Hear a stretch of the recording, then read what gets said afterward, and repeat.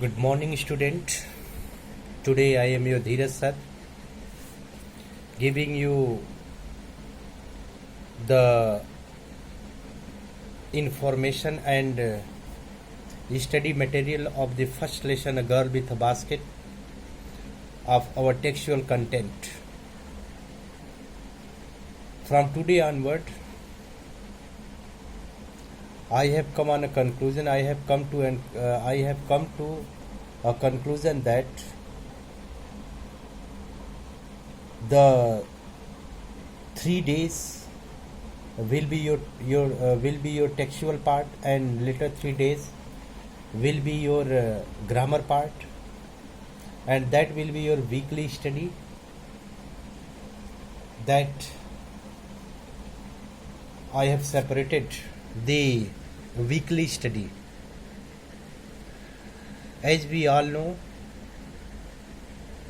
the question paper containing two parts, one is your textual and second one is grammar part. From today we will start our textual part. The first lesson is Girl with a Basket. मैं पाठक sir आज आप लोगों को आपके text book के पहले lesson girl with a basket के बारे में हम लोग बात करेंगे। अभी तक हमने आपको ग्रामर के पार्ट पढ़ाते गए और काफ़ी ज़्यादा हमने जो है सिलेबस को आगे किया। अब हम लोग अपना थोड़ा जो है टेक्स्ट पार्ट को जो है देखते चलते हैं। टेक्स्ट पार्ट में सबसे पहला लेसन आपके प्रोज से है girl with a basket. And I am giving you advice you all to write down the difficult word that you find in your text part and learn them carefully, because the session is your board exam, the session pertaining to your board exam. This is why you must be very conscious about the lesson. यह सत्र आपका board के paper से related है, इसलिए आपको word meaning याद करना होगा। And as you all know, the word meaning plays an important role in describing the expression of your thought. आप सभी लोग जानते हैं कि वर्ड मीनिंग के बिना आप अपने भाव को व्यक्त नहीं कर सकते। So as much as vocab you learn, आप जितना ज़्यादा vocab को तैयार करेंगे, the more beneficial will be for you, उतना ही ज़्यादा आपके लिए आवश्यक होगा। So first of all, we will discuss about the author of the lesson as A Girl with a Basket, taken down by William C. Douglas। सबसे पहले हम लोग गर्ल विथ अ बास्केट, टोकरी बेचने वाली छोकरी के लेखक विलियम सी डगलस के बारे में बात करते हैं। William C Douglas was a renowned judge of the Supreme Court in United States of America। Supreme court, America के सुप्रीम कोर्ट के यह जज थे। And at the time of partition, at the time of independence, स्वतंत्रता प्राप्ति के दौरान he visited India in 1950, और स्वतंत्रता प्राप्ति के दौरान 1950 में यह भारत भ्रमण पर आए। He visited many places, met many dignitaries, examined the Indian governance system. वो जब भारत भ्रमण पर आए तो भारत के तमाम लोगों से उन्होंने मुलाकात की। उन्होंने तत्कालीन भारतीय राजनीतिक व्यवस्था में योगदान देने वाले महत्वपूर्ण लोगों से मुलाकात की, कई स्थानों का भ्रमण किए, और साथ ही साथ वह भारतीय राजनीतिक व्यवस्था का भी अवलोकन किए। ड्यूरिंग हिज विजिट, अपने भ्रमण के दौरान, ही रियलाइज्ड ट्रू इंडियनिज्म, अपने भ्रमण के दौरान उन्होंने वास्तविक भारतीयता की अनुभूति की। As he met a refugee girl of 9 at a station. His self-respecting behavior impressed the author so much that he felt what true Indianism is. जब वो भारत भ्रमण पर आए तो उनकी मुलाकात एक 9 साल की लड़की से हुई जो शरणार्थी लड़की थी, और उस लड़की के माध्यम से उसके स्वाभिमान के व्यवहार को देख करके लेखक इतना ज़्यादा प्रभावित हुए कि उन्हें वास्तव में एक सच्चे भारतीय होने का जो है एहसास हुआ। He found that Indian are very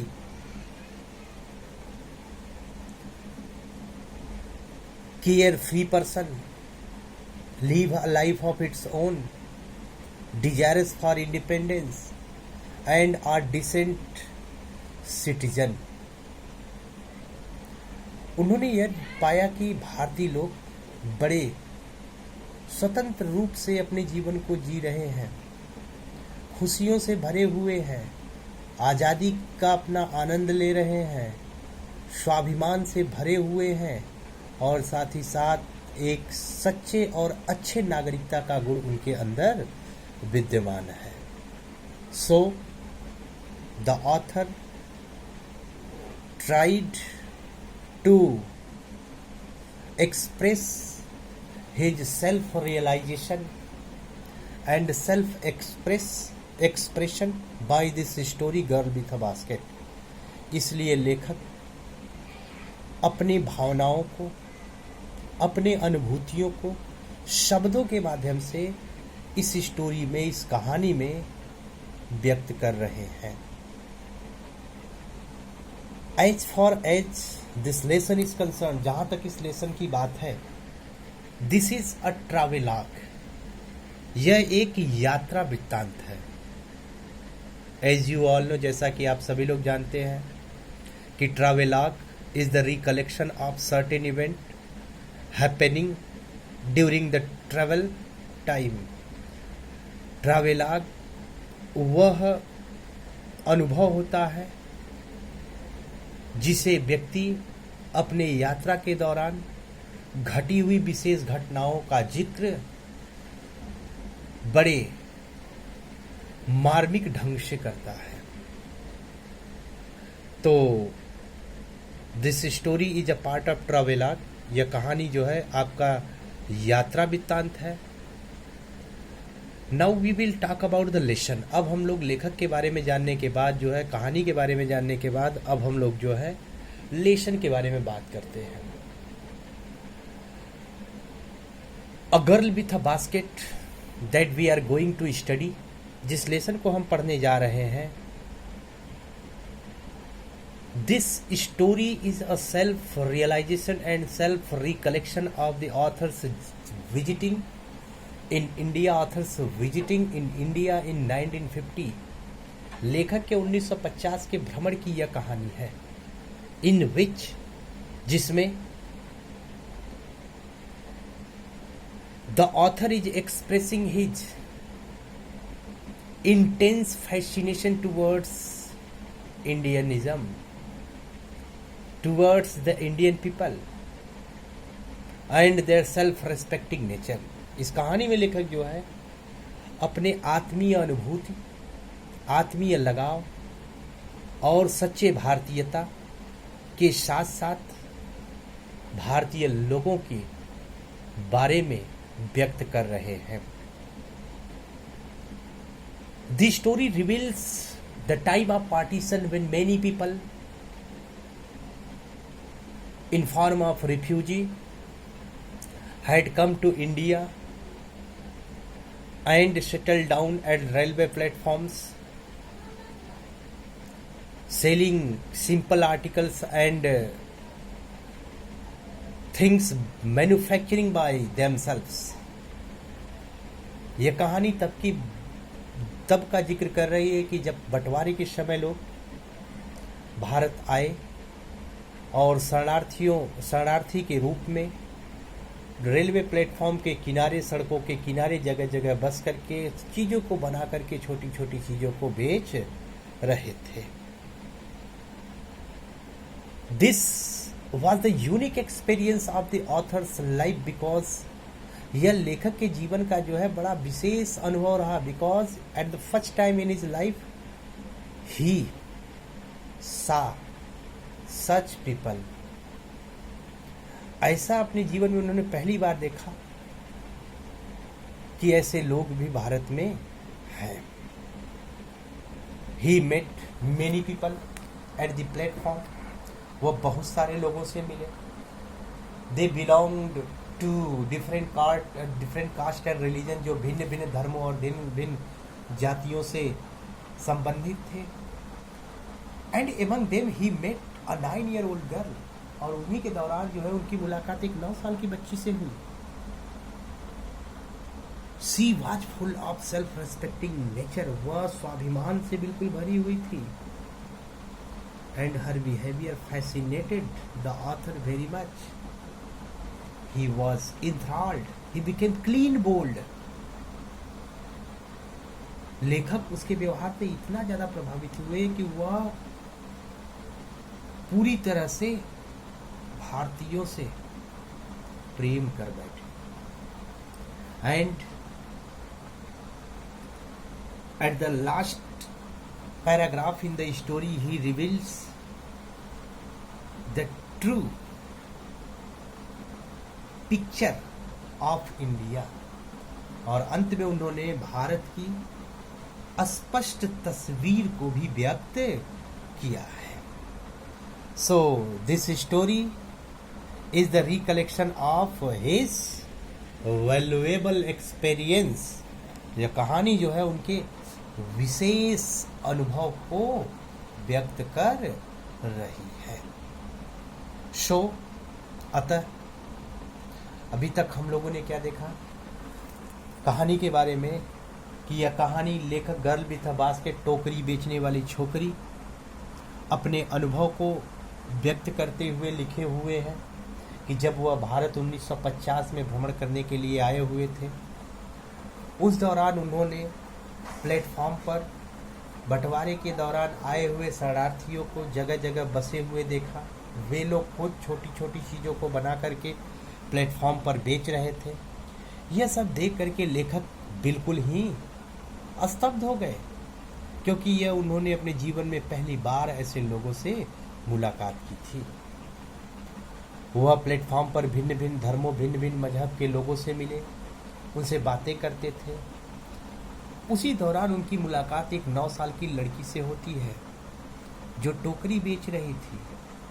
उसके स्वाभिमान के बर्ताव से लेखक इतना ज़्यादा प्रभावित हुए कि उन्हें एक सच्ची भारतीयता का एहसास हो गया। लेखक इस कहानी में एक सच्चे भारतीय के गुणों की भी व्याख्या की कि भारतीय लोग किन किन गुणों से परिपूर्ण है। अतः लेखक एक सच्ची भारतीयता को प्रकट करने वाले अपने अनुभव को इस कहानी के माध्यम से लेखक ने व्यक्त किया है। अब हम लोग कहानी को पढ़ना शुरू करते हैं। कहानी की शुरुआत हो रही है क्या कि लेखक कह रहे हैं क्या कि I had left new Delhi for the Himalayas. I was going as far as Bareilly by train and then by car to Ranikhet, an old British Army hill station located on 6,000 foot ridge, RIDGE, ridge मतलब होता है पर्वत श्रृंखला, opposite 120-mile stretch of snow-capped Himalayas. The train was slow and stopped at all the way stations. At every stop, I swung open the door of my compartment and walked the platform. पहले हम लोग कुछ कठिन वर्डों को पहले देख लेते हैं, उसके बाद मैं पढ़ना शुरू करूँगा। सबसे पहले आप देखिए, सॉरी पेन से ही मैं अंडरलाइन कर दे रहा हूँ। So I had left new Delhi for the Himalayas, no word, I was going as far as Bareilly, Bareilly place का नाम है, by train, and then by car to Ranikhet, रानी खेत भी प्लेस का नाम है, एंड ओल्ड ब्रिटिश, ब्रिटिश मतलब अंग्रेजों के, आर्मी मतलब होता है सेना की, हिल स्टेशन मतलब पहाड़ी, स्टेशन का मतलब इलाका, यानी पहाड़ी इलाका का मतलब होता है, and old British army hill station, अंग्रेजों के जमाने की कोठी, हिल स्टेशन मतलब होता है कोठी, अंग्रेजों के जमाने की कोठी। लोकेटेड, लोकेटेड मतलब होता है स्थित, लोकेटेड मतलब स्थित, ऑन 6000 फुट, फीट का जो है प्लूरल फॉर्म है फीट, ठीक है ना। रीज, रीज मतलब होता है पर्वत श्रृंखला यानी पर्वतमाला, रीज मतलब पर्वतमाला। अपोजिट मतलब होता है के सामने। माइल स्ट्रेच मतलब होता है विस्तार यानी फैला हुआ, स्ट्रेच मतलब होता है विस्तार, यहाँ पे नाउन है। स्नो कैप्ड बर्फ से ढके हुए। हिमालयाज यू ऑल नो, आप सभी लोग जानते हैं हिमालय का मतलब Himalaya. The train was slow, रेलगाड़ी स्लो, स्लो मतलब होता है धीमा होना। स्टॉप्ड मतलब होता है रुकना। At all way station, at every stop. Swung open मतलब होता है झटके से खोलना, स्वंग ओपन, ठीक है ना, खोलना, खोल लेना।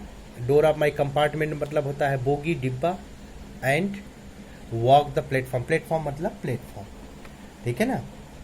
तो स्वंग ओपन मतलब वही होता है, आप फिर से, स्वंग ओपन मतलब होता है झटके से खोलना, खींच कर खोलना, ठीक है ना।